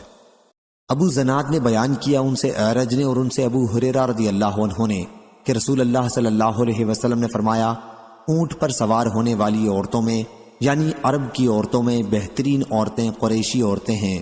دوسرے راوی ابن طاؤس نے بیان کیا کہ قریش کی صالح نیک عورتیں صرف لفظ قریشی عورتوں کے بجائے بچے پر بچپن میں سب سے زیادہ مہربان اور اپنے شوہر کے مال کی سب سے زیادہ حفاظت کرنے والیاں ہوتی ہیں۔ معاویہ اور ابن عباس رضی اللہ عنہم نے بھی نبی کریم صلی اللہ علیہ وسلم سے ایسی ہی روایت کی ہے۔ صحیح بخاری حدیث نمبر 5365۔ علی رضی اللہ عنہ نے بیان کیا کہ نبی کریم صلی اللہ علیہ وسلم نے مجھے کپڑے کا جوڑا ہدیے میں دیا تو میں نے اسے خود پہن لیا، پھر میں نے حضور اکرم صلی اللہ علیہ وسلم کے چہرے مبارک پر خفگی دیکھی تو میں نے اسے پھاڑ کر اپنی عورتوں میں تقسیم کر دیا۔ صحیح بخاری حدیث نمبر 5366۔ مسدد بن مسرحد نے بیان کیا کہا ہم سے حماد بن زید نے، ان سے عمروں نے اور ان سے جابر بن عبداللہ رضی اللہ عنہ نے کہ میرے والد شہید ہو گئے اور انہوں نے 7 لڑکیاں چھوڑیں، یا راوی نے کہا کہ 9 لڑکیاں۔ چنانچہ میں نے ایک پہلے کی شادی شدہ عورت سے نکاح کیا۔ رسول اللہ صلی اللہ علیہ وسلم نے مجھ سے دریافت فرمایا جابر تم نے شادی کی ہے؟ میں نے کہا جی ہاں۔ فرمایا کنواری سے یا بیاہی سے؟ میں نے عرض کیا کہ بیاہی سے۔ فرمایا تم نے کسی کنواری لڑکی سے شادی کیوں نہ کی؟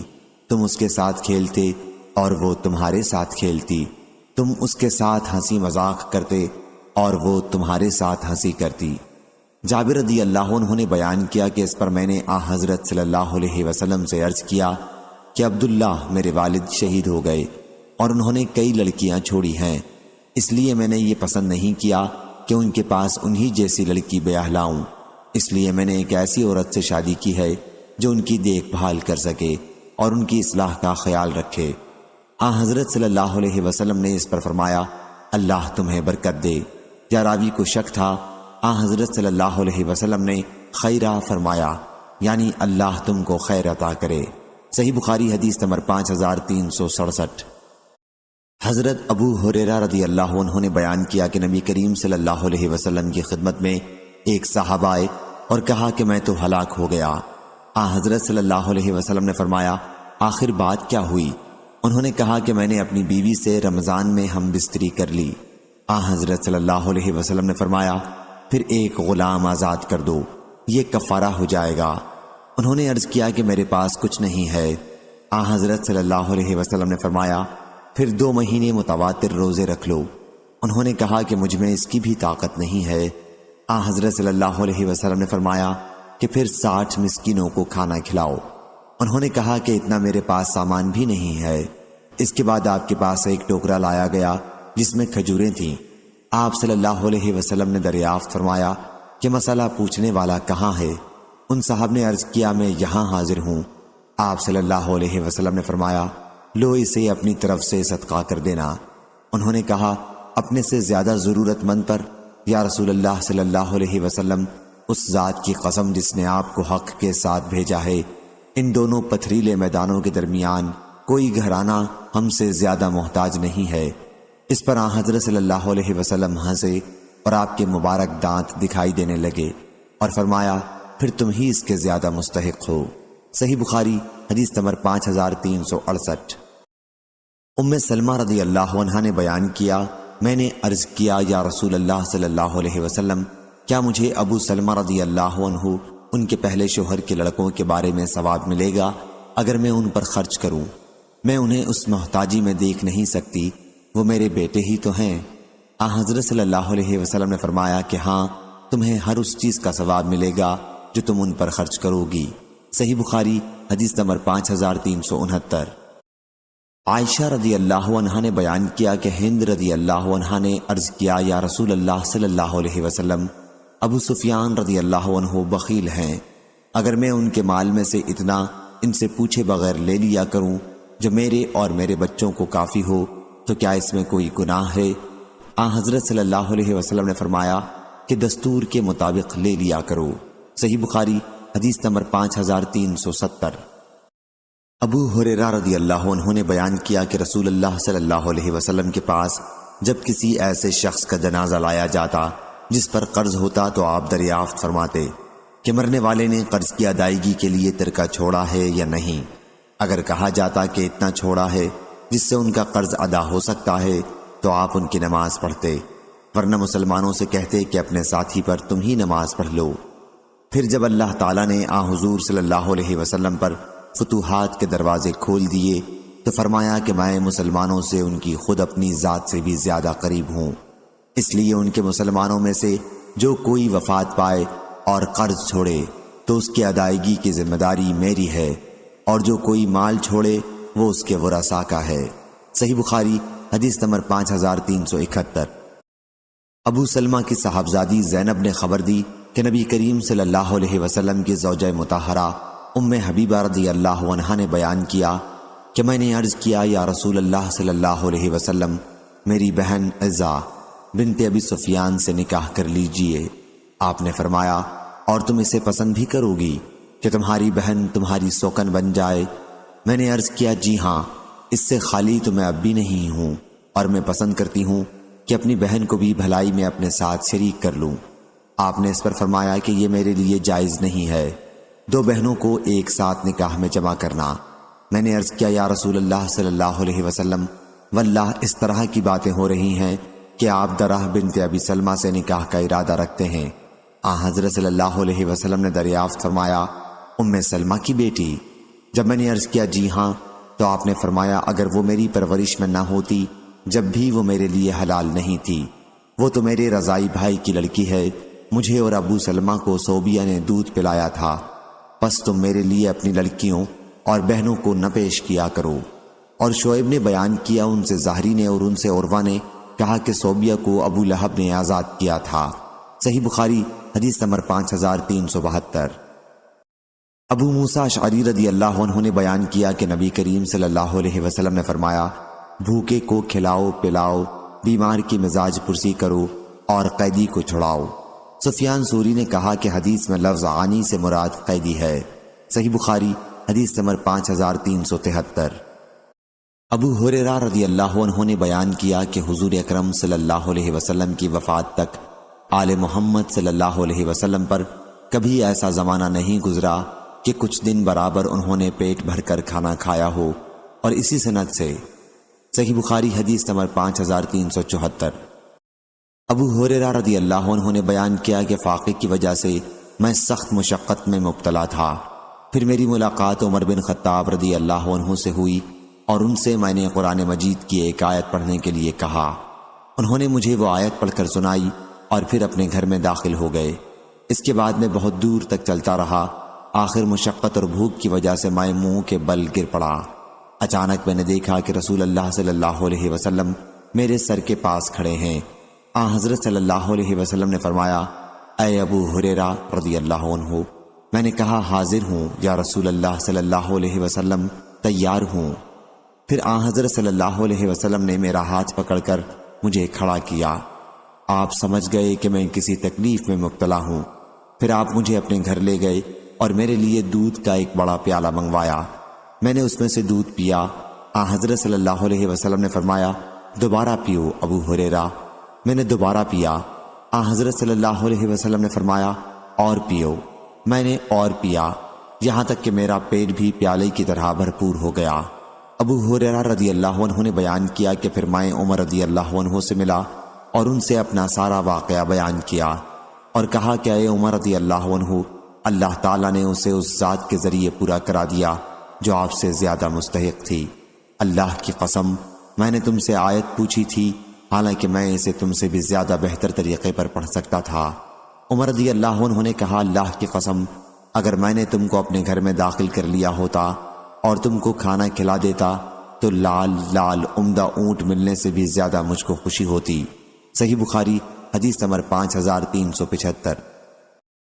ولید بن کثیر نے خبر دی، انہوں نے وہب بن کیسان سے سنا، انہوں نے عمر بن ابی سلمہ رضی اللہ عنہ سے سنا، انہوں نے بیان کیا کہ میں بچہ تھا اور رسول اللہ صلی اللہ علیہ وسلم کی پرورش میں تھا اور کھاتے وقت میرا ہاتھ برتن میں چاروں طرف گھوما کرتا، اس لیے آپ نے مجھ سے فرمایا، بیٹے بسم اللہ پڑھ لیا کر، داہنے ہاتھ سے کھایا کر اور برتن میں وہاں سے کھایا کر جو جگہ تجھ سے نزدیک ہو۔ چنانچہ اس کے بعد میں ہمیشہ اسی ہدایت کے مطابق کھاتا رہا۔ صحیح بخاری حدیث نمبر 5376۔ وہب بن کیسان ابو نعیم نے بیان کیا، ان سے عمر بن ابی سلمہ رضی اللہ عنہ نے، وہ نبی کریم صلی اللہ علیہ وسلم کی زوجہ مطہرہ ام سلمہ رضی اللہ عنہ کے ابو سلمہ رضی اللہ عنہ سے بیٹے ہیں، بیان کیا کہ ایک دن میں نے رسول اللہ صلی اللہ علیہ وسلم کے ساتھ کھانا کھایا اور برتن کے چاروں طرف سے کھانے لگا تو آن حضرت صلی اللہ علیہ وسلم نے مجھ سے فرمایا کہ اپنے نزدیک سے کھا۔ صحیح بخاری حدیث نمبر 5377۔ ابو نعیم وہب بن کیسان نے بیان کیا کہ نبی کریم صلی اللہ علیہ وسلم کی خدمت میں کھانا لایا گیا، آپ کے ساتھ آپ کے ربیب عمر بن ابی سلمہ رضی اللہ عنہ بھی تھے۔ آن حضرت صلی اللہ علیہ وسلم نے فرمایا کہ بسم اللہ پڑھ اور اپنے سامنے سے کھا۔ صحیح بخاری حدیث نمبر 5378۔ قتیبہ بن سعید نے بیان کیا، ان سے امام مالک نے، ان سے اسحاق بن عبداللہ بن ابی طلحہ نے، انہوں نے انس بن مالک رضی اللہ عنہ سے سنا، انہوں نے بیان کیا کہ ایک درزی نے رسول اللہ صلی اللہ علیہ وسلم کی کھانے کی دعوت کی جو انہوں نے آن حضرت صلی اللہ علیہ وسلم کے لیے تیار کیا تھا۔ انس رضی اللہ عنہ نے بیان کیا کہ حضور اکرم صلی اللہ علیہ وسلم کے ساتھ میں بھی گیا، میں نے دیکھا کہ حضور اکرم صلی اللہ علیہ وسلم پیالے میں چاروں طرف کدو تلاش کرتے تھے کھانے کے لیے، بیان کیا کہ اسی دن سے کدو مجھ کو بھی بہت بھانے لگا۔ صحیح بخاری حدیث نمبر 5379۔ حضرت عائشہ رضی اللہ عنہ نے بیان کیا کہ نبی کریم صلی اللہ علیہ وسلم جہاں تک ممکن ہوتا پاکی حاصل کرنے میں، جوتا پہننے اور کنگھا کرنے میں داہنی طرف سے ابتدا کرتے۔ اشعث اس حدیث کا راوی جب واسط شہر میں تھا تو اس نے اس حدیث میں یوں کہا تھا کہ ہر ایک کام میں حضور صلی اللہ علیہ وسلم داہنی طرف سے ابتدا کرتے۔ صحیح بخاری حدیث نمبر 5380۔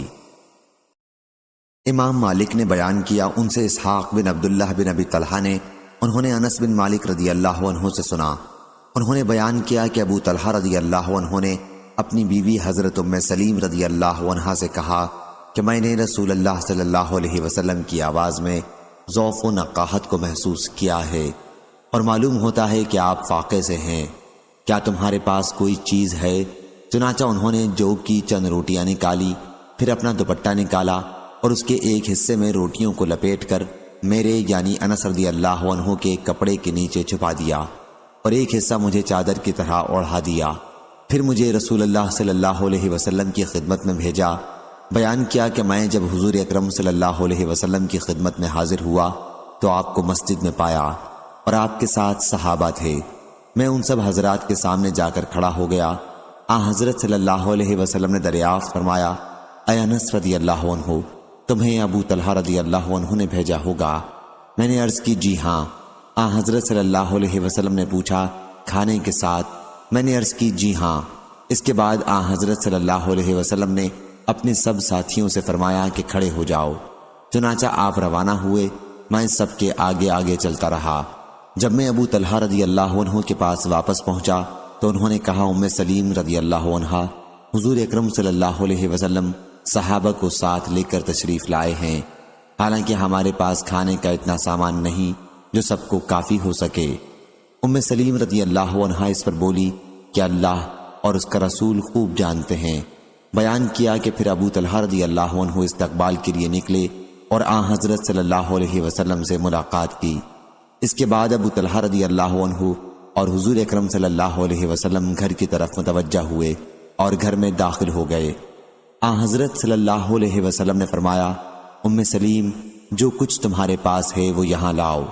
ام سلیم رضی اللہ عنہا روٹی لائیں۔ حضرت صلی اللہ علیہ وسلم نے حکم دیا اور اس کا چورا کر لیا گیا۔ ام سلیم رضی اللہ عنہا نے اپنے گھی کے ڈبے میں سے گھی نچوڑ کر اس کا ملیدہ بنا لیا۔ پھر حضور اکرم صلی اللہ علیہ وسلم نے دعا کی، جو کچھ اللہ تعالیٰ نے آپ سے دعا کرانی چاہی۔ اس کے بعد فرمایا، اب 10 آدمی کو کھانے کے لیے بلا لو۔ چنانچہ 10 صحابہ کو بلایا، سب نے کھایا اور شکم سیر ہو کر باہر چلے گئے۔ پھر آپ نے فرمایا کہ 10 کو اور بلا لو۔ انہیں بلایا گیا اور سب نے شکم سیر ہو کر کھایا اور باہر چلے گئے۔ پھر آپ نے فرمایا کہ 10 صحابہ کو اور بلا لو۔ پھر 10 صحابہ کو بلایا گیا اور ان لوگوں نے بھی خوب پیٹ بھر کر کھایا اور باہر تشریف لے گئے۔ اس کے بعد پھر اور 10 صحابہ کو بلایا گیا۔ اس طرح تمام صحابہ نے پیٹ بھر کر کھایا۔ اس وقت 80 صحابہ کی جماعت وہاں موجود تھی۔ صحیح بخاری حدیث نمبر 5381۔ حضرت عبد الرحمن بن ابی بکر رضی اللہ عنہ نے بیان کیا کہ ہم 130 آدمی نبی کریم صلی اللہ علیہ وسلم کے ساتھ تھے۔ حضرت صلی اللہ علیہ وسلم نے دریافت فرمایا کہ تم میں سے کسی کے پاس کھانا ہے؟ ایک صاحب نے اپنے پاس سے 1 صاع کے قریب آٹا نکالا، اسے گونج لیا گیا۔ پھر ایک مشرک لمبا تڑنگا اپنی بکریاں ہانکتا ہوا ادھر آ گیا۔ حضرت صلی اللہ علیہ وسلم نے اس سے دریافت فرمایا کہ یہ بیچنے کی ہیں یا عطیہ ہیں؟ یا حضور صلی اللہ علیہ وسلم نے عطیہ کے بجائے ہبہ فرمایا؟ اس شخص نے کہا کہ نہیں بلکہ بیچنے کی ہیں۔ چنانچہ حضرت صلی اللہ علیہ وسلم نے اس سے 1 بکری خریدی، پھر وہ ذبح کی گئی اور آپ نے اس کی کلیجی بھونے جانے کا حکم دیا۔ اور قسم اللہ کی 130 لوگوں کی جماعت میں کوئی شخص ایسا نہیں رہا جسے حضرت صلی اللہ علیہ وسلم نے اس بکری کی کلیجی کا ایک ٹکڑا کاٹ کر نہ دیا ہو، مگر جو موجود تھا تو اسے وہیں دے دیا، اور اگر وہ موجود نہیں تھا تو اس کا حصہ محفوظ رکھا۔ پھر اس بکری کے گوشت کو پکا کر 2 بڑے کنڈوں میں رکھا اور ہم سب نے ان میں سے پیٹ بھر کر کھایا۔ پھر بھی دونوں کنڈوں میں کھانا بچ گیا تو میں نے اسے اونٹ پر لاد لیا، یا عبد الرحمن راوی نے ایسا ہی کوئی کلمہ کہا۔ صحیح بخاری حدیث نمبر 5382۔ منصور بن عبد الرحمن نے بیان کیا، ان سے ان کی والدہ صفیہ بنت شیبہ نے اور ان سے حضرت عائشہ رضی اللہ عنہا نے کہ نبی کریم صلی اللہ علیہ وسلم کی وفات ہوئی، ان دنوں ہم پانی اور کھجور سے سیر ہو جانے لگے تھے۔ صحیح بخاری حدیث نمبر 5383۔ سوید بن نعمان رضی اللہ عنہ نے بیان کیا کہ ہم رسول اللہ صلی اللہ علیہ وسلم کے ساتھ خیبر کی طرف سن 7 ہجری میں نکلے۔ جب ہم مقام صحابہ پر پہنچے، یحییٰ نے بیان کیا کہ صحابہ خیبر سے دوپہر کی راہ پر ہے، تو اس وقت حضور اکرم صلی اللہ علیہ وسلم نے کھانا طلب فرمایا، لیکن ستو کے سوا اور کوئی چیز نہیں لائی گئی۔ پھر ہم نے اسی کو سوکھا پھانک لیا۔ پھر حضرت صلی اللہ علیہ وسلم نے پانی طلب فرمایا اور کلی کی، ہم نے بھی کلی کی۔ اس کے بعد آپ نے ہمیں مغرب کی نماز پڑھائی اور وضو نہیں کیا، مغرب کے لیے کیونکہ پہلے سے باوضو تھے۔ سفیان نے بیان کیا کہ میں نے یحییٰ سے اس حدیث میں یوں سنا کہ آپ نے نہ ستو کھاتے وقت وضو کیا نہ کھانے سے فارغ ہو کر۔ صحیح بخاری حدیث نمبر 5384۔ حمام نے بیان کیا، ان سے قتادہ نے کہا کہ ہم حضرت انس رضی اللہ عنہ کی خدمت میں بیٹھے ہوئے تھے، اس وقت ان کا روٹی پکانے والا خادم بھی موجود تھا۔ انہوں نے کہا کہ نبی کریم صلی اللہ علیہ وسلم نے کبھی چپاتی میدے کی روٹی نہیں کھائی اور نہ ساری دم پختہ بکری کھائی، یہاں تک کہ آپ اللہ سے جا ملے۔ صحیح بخاری حدیث نمبر 5385۔ حضرت انس رضی اللہ عنہ نے بیان کیا کہ میں نہیں جانتا کہ نبی کریم صلی اللہ علیہ وسلم نے کبھی تشتری رکھ کر ایک وقت مختلف قسم کا کھانا کھایا ہو، اور نہ کبھی آپ نے پتلی روٹیاں چپاتیاں کھائیں اور نہ کبھی آپ نے میز پر کھایا۔ قتادہ سے پوچھا گیا کہ پھر کس چیز پر آپ کھاتے تھے؟ کہا کہ آپ سفرہ عام دسترخوان پر کھانا کھایا کرتے تھے۔ صحیح بخاری حدیث نمبر 5386۔ حمید نے خبر دی اور انہوں نے حضرت انس رضی اللہ عنہ سے سنا، انہوں نے بیان کیا کہ نبی کریم صلی اللہ علیہ وسلم نے حضرت صفیہ رضی اللہ عنہا سے نکاح کے بعد ان کے ساتھ راستے میں قیام کیا۔ اور میں نے مسلمانوں کو آپ کے ولیمے کی دعوت میں بلایا۔ حضرت صلی اللہ علیہ وسلم نے دسترخوان بچھانے کا حکم دیا اور وہ بچھایا گیا۔ پھر آپ نے اس پر کھجور، پنیر اور گھی ڈال دیا۔ اور عمرو بن ابی عمرو نے کہا، ان سے حضرت انس رضی اللہ عنہ نے کہ حضور اکرم صلی اللہ علیہ وسلم نے حضرت صفیہ رضی اللہ عنہا کے ساتھ صحبت کی، پھر ایک چمڑے کے دسترخوان پر کھجور، گھی، پنیر ملا کر بنا ہوا حلوہ رکھا۔ صحیح بخاری حدیث نمبر 5387۔ وہب بن کیسان نے بیان کیا کہ اہل شام حجاج بن یوسف کے فوجی شام کے لوگ حضرت عبداللہ بن زبیر رضی اللہ عنہ کو آر دلانے کے لیے کہنے لگے، یا ابن ذات النطاقین، اے دو کمر بند والے کی بیٹی اور ان کی والدہ۔ حضرت اسما رضی اللہ عنہا نے کہا، اے بیٹے، یہ تمہیں دو کمر بند والی کی آر دلاتے ہیں۔ تمہیں معلوم ہے وہ کمر بند کیا تھے؟ وہ میرا کمر بند تھا جس کے میں نے 2 ٹکڑے کر دیے تھے، اور ایک ٹکڑے سے نبی کریم صلی اللہ علیہ وسلم کے برتن کا منہ باندھا تھا اور دوسرے سے دسترخوان بنایا، اس میں توشہ لپیٹا۔ وہب نے بیان کیا کہ پھر جب حضرت عبداللہ بن زبیر رضی اللہ عنہ کو اہل شام 2 کمر بند والی کی آر دلاتے تھے تو وہ کہتے، ہاں اللہ کی قسم یہ بے شک سچ ہے، اور وہ یہ مصرع پڑھتے، دل کا شکات ظاہر عن کا آرہا، یہ تو ویسا تانا ہے جس میں کچھ عیب نہیں ہے۔ صحیح بخاری حدیث نمبر 5388۔ حضرت ابن عباس رضی اللہ عنہ نے بیان کیا کہ ابن عباس رضی اللہ عنہ کی خالہ ام حفید بنت حارث بن حزن رضی اللہ عنہ نے نبی کریم صلی اللہ علیہ وسلم کو گھی، پنیر اور ساہنہ ہدیہ کے طور پر بھیجی۔ حضرت صلی اللہ علیہ وسلم نے عورتوں کو بلایا اور انہوں نے آپ کے دسترخوان پر ساہنہ کو کھایا، لیکن آپ نے اسے ہاتھ نہیں لگایا جیسے آپ اسے ناپسند کرتے ہیں، لیکن اگر ساہنہ حرام ہوتا تو آپ کے دسترخوان پر کھایا نہ جاتا اور نہ آپ انہیں کھانے کے لیے فرماتے۔ صحیح بخاری حدیث نمبر 5389۔ سوید بن نعمان رضی اللہ عنہ نے خبر دی کہ وہ نبی کریم صلی اللہ علیہ وسلم کے ساتھ مقام صحابہ میں تھے۔ وہ خیبر سے ایک منزل پر ہے۔ نماز کا وقت قریب تھا تو حضرت صلی اللہ علیہ وسلم نے کھانا طلب فرمایا، لیکن ستو کے سوا اور کوئی چیز نہیں لائی گئی۔ آخر حضرت صلی اللہ علیہ وسلم نے اس کو پھانک لیا اور ہم نے بھی پھانکا۔ پھر آپ نے پانی طلب فرمایا اور کلی کی۔ اس کے بعد آپ نے نماز پڑھائی اور ہم نے بھی آپ کے ساتھ نماز پڑھی، اور آپ نے اس نماز کے لیے نیا وضو نہیں کیا۔ صحیح بخاری حدیث نمبر 5390۔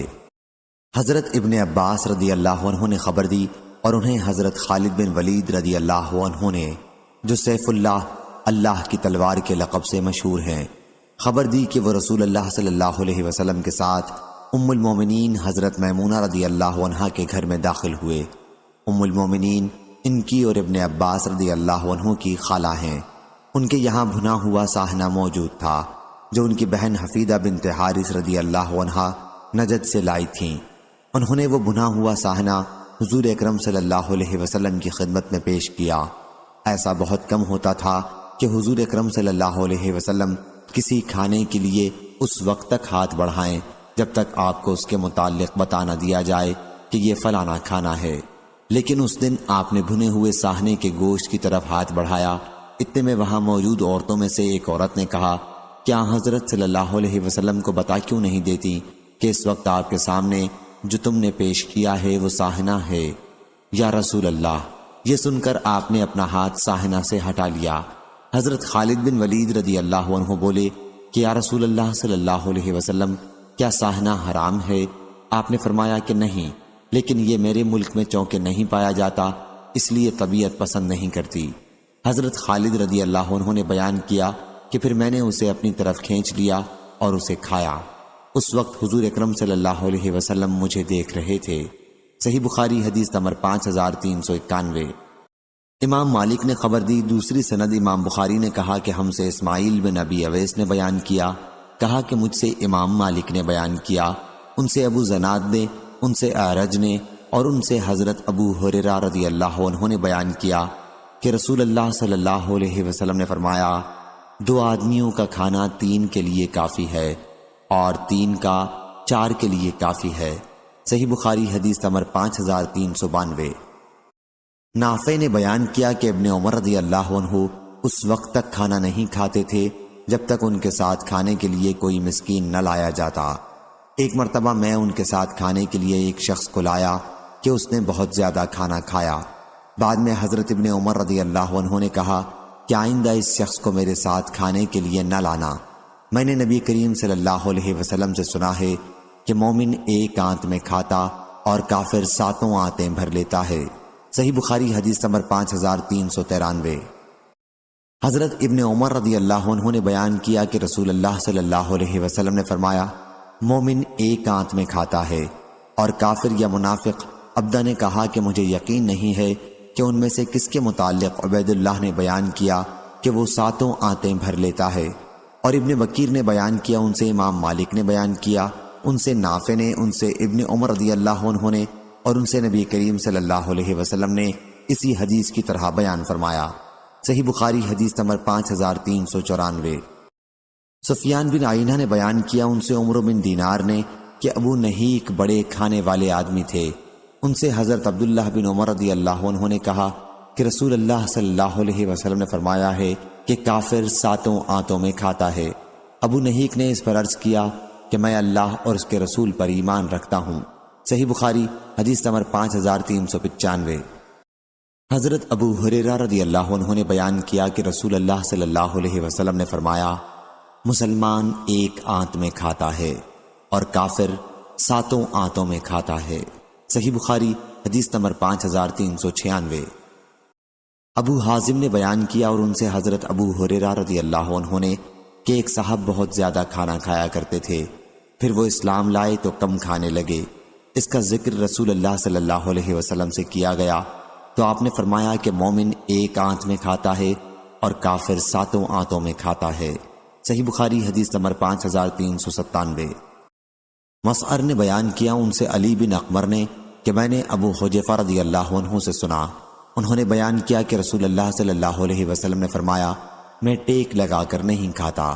صحیح بخاری حدیث نمبر 5398۔ ابو جحیفہ رضی اللہ عنہ نے بیان کیا کہ میں نبی کریم صلی اللہ علیہ وسلم کی خدمت میں حاضر تھا، آپ نے ایک صحابی سے جو آپ کے پاس موجود تھے فرمایا کہ میں ٹیک لگا کر نہیں کھاتا۔ صحیح بخاری حدیث نمبر 5399۔ خالد بن ولید رضی اللہ عنہ نے بیان کیا کہ نبی کریم صلی اللہ علیہ وسلم کے لیے بھنا ہوا ساہنہ پیش کیا گیا تو آپ اسے کھانے کے لیے متوجہ ہوئے۔ اسی وقت آپ کو بتایا گیا کہ یہ ساہنہ ہے تو آپ نے اپنا ہاتھ روک لیا۔ حضرت خالد رضی اللہ عنہ نے پوچھا، کیا یہ حرام ہے؟ فرمایا کہ نہیں، لیکن چونکہ یہ میرے ملک میں نہیں ہوتا اس لیے طبیعت اسے گوارا نہیں کرتی۔